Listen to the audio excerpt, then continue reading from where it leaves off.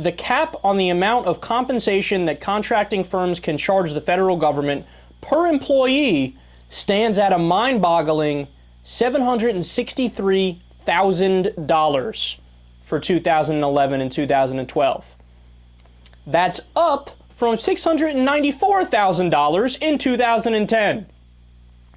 So, some lawmakers in the Government Accountability Office are in a scramble to try to keep all this information under wraps and, quote, bring the cap back downward, setting the level at the annual salary of the president or vice president under law. President Obama currently makes $400,000 per year, the highest amount in the federal government, and Vice President Joe Biden is paid a salary of $231,000 annually.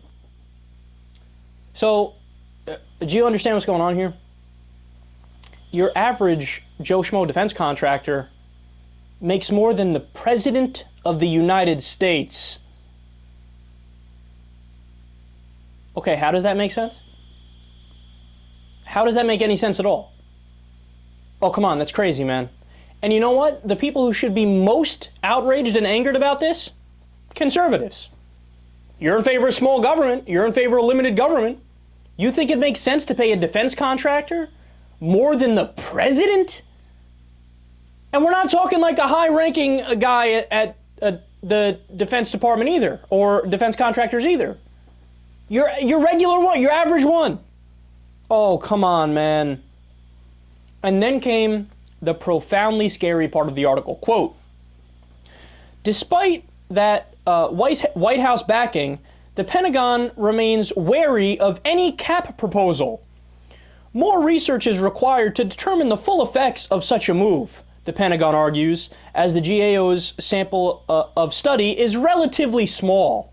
Quote, while the department fully supports the principle of paying only reasonable compensation costs, we must avoid a policy that serves to drive away the very talent that we need to maintain our strategic advantage and national industrial base. So do you get the argument that they're using? They're using the exact same argument that was used back in the 2008 Great Recession when the CEOs who were responsible for running their corporations into the ground got bonuses with our hardworking taxpayer dollars.